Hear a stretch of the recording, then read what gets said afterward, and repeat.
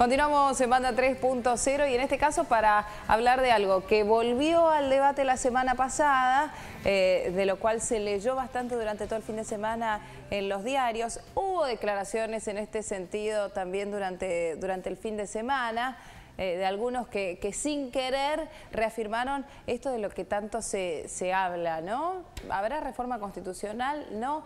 La verdad es que falta todavía para que esto sea una posibilidad concreta. Por ejemplo, el recambio del Congreso para que esto suceda. Pero lo cierto que algunos ya salieron a medir, como por ejemplo Mora y Araujo, qué es lo que quiere la gente. Ese 54%, el mismo número que apoyó a la Presidenta de la Nación en las últimas elecciones, ahora le dice no a una reforma constitucional. Mientras que un 32% sí la avalaría. Reforma, claro, que habilitaría un nuevo mandato de la Presidenta de la Nación.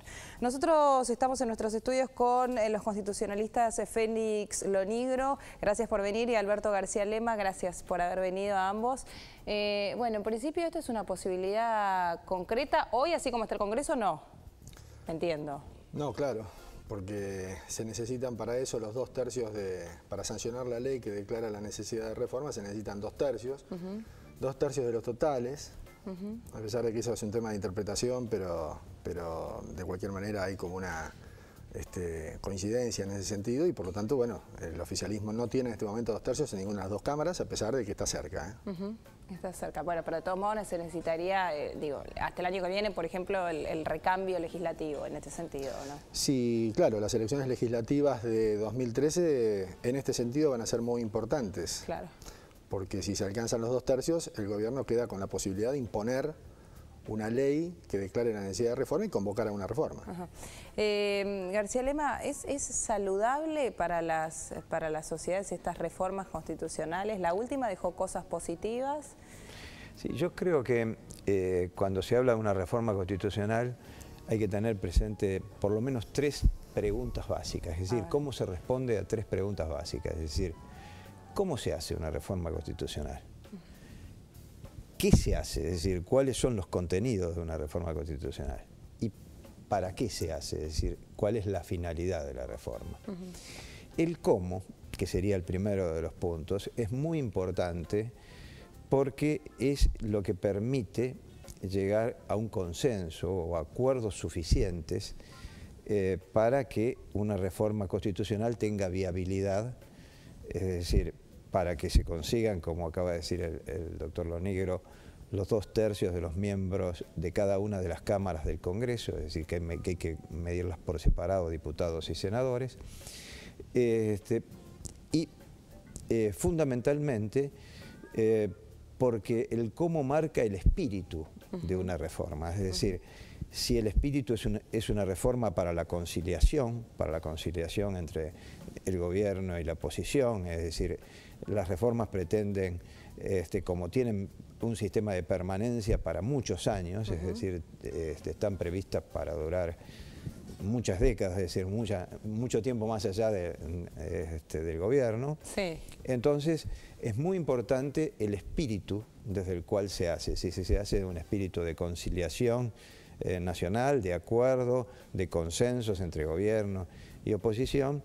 Que no vendría a ser el caso digamos. Bueno, digamos, en este caso tiene un objetivo. Bueno, yo puedo hablar de la reforma del 94 donde participé activamente.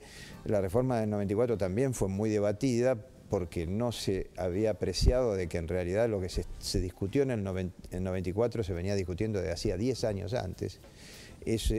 Había todo un proceso de debate, de diálogo, de libros escritos, de artículos, de todo un proceso conceptual muy grande, es decir, todo se pensó de que era un problema nada más que de reelección de Menem. Y la verdad que Carlos Menem ha pasado, el otro gran protagonista de la reforma que fue Raúl Alfonsín, bueno, lamentablemente ha fallecido, pero las instituciones que ha creado la reforma del 94 ya van cerca de próximamente de cumplir casi 20 años. De modo tal de que las instituciones reformadas sobrepasaron la reelección de Carlos Menem y aquello que uno recuerda como el Pacto de Olivos, exactamente, ¿no? Que hubiese parecido y eso lleva al qué, de eso. es decir, ¿qué es lo que hay que reformar?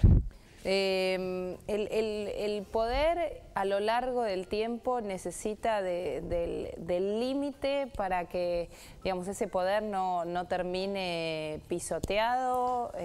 Y sí, por supuesto. Este es un tema de filosofía política. Hace muchos años John Acton, Lord Acton, ya venía hablando hace un siglo de la característica del poder en el sentido del poder corrompe. La verdad es que la Constitución, una Constitución conceptualmente, significa limitación del poder de los gobernantes, no solo en el contenido, sino también en el tiempo. O sea, el concepto mismo de Constitución es límite. Por lo tanto, el ejercicio del poder, que es indispensable, porque no puede haber un gobernante que no ejerza el poder, porque es un elemento del Estado, porque no puede haber organización política sin ejercicio del poder, pero es tan indispensable como necesaria su limitación en el contenido y en el tiempo, porque como el poder corrompe, hace que el que lo ejerce, con el tiempo, si no tuviera límites, comienza a haber una realidad diferente al que ven los gobernados. Entonces es necesario que el que ejerce el poder un tiempo, es como si el poder fuera un alucinógeno. En el tiempo hace daño a quien lo ejerce, y por eso es bueno que quien lo ejerce tenga límites y que cuando terminó de ejercer un periodo determinado no pueda volver a hacerlo. A lo mejor podríamos pensar si una reelección inmediata o no, pero lo cierto es que el ejercicio del poder mucho tiempo en manos de una persona o de un grupo de personas no hace bien ni al gobernante ni al gobernado. Por eso es indispensable no permitir reelecciones, por lo menos más allá de 2 periodos seguidos. Recordemos que hoy la Constitución dice 2 periodos consecutivos, por lo menos 4 años con un periodo a cargo de otra persona y después sí la posibilidad de una nueva reelección para aquel que dejó el poder 4 años antes. Y antes de la reforma del 94 eran 6, claro, sin la posibilidad de reelección. Sin la posibilidad de reelección. Si ustedes como hombres del derecho deben saber también si esto es de verdad una posibilidad real o es una especie de distracción de otros temas, es una especie de necesidad de algunos gobiernos de instalar esto ante una situación como la que se vive hoy, como para que de acá a 2 años el poder, en este caso de la Presidenta de la Nación, no decaiga. Entonces esto de instalar la posibilidad de un nuevo periodo de gobierno es como de algún modo hoy no le deja levantar cabeza al resto, hoy teniendo en cuenta cómo está la oposición, ¿no? Yo creo que precisamente lo que podría esclarecer esa pregunta que usted formula y que se formula a la sociedad es en qué consistiría una reforma de la Constitución, es decir, cuál sería el contenido de lo que estamos proponiendo como reforma, porque nosotros tenemos una reforma relativamente reciente, es decir, se hizo una reforma constitucional, como dije, hace menos de 20 años, pero con una característica muy importante, que esa reforma fue votada y jurada por la totalidad de la Convención Constituyente y claro, todas las fuerzas políticas del país que estaban representadas desde la izquierda a la derecha, digamos así, es decir, porque estaba todo el arco político nacional representado en la Convención Constituyente, y más allá de cómo fueron las votaciones, cuando llegó el momento final, se la votó por unanimidad. Quiere decir que tenemos una Constitución altamente legítima en este momento, y es una cosa a cuidar mucho, es decir, la legitimidad de nuestra Constitución, porque es la cúspide de todo el sistema jurídico, es decir, desde el cual baja el análisis de las leyes, de los decretos, de las reglamentaciones de los funcionarios, es decir, la Constitución ordena todo eso. Entonces, la legitimidad de una Constitución es fundamental para un país. Y si se va a tocar algo de la Constitución, debe ser analizado muy cuidadosamente, debe ser objeto de un debate público amplio. Hay que analizar cada uno de los puntos que se van a discutir y explicarlos. Por eso le digo que en el caso que a mí me tocó vivir en forma directa, nosotros debatimos ese tema durante casi una década, ¿no?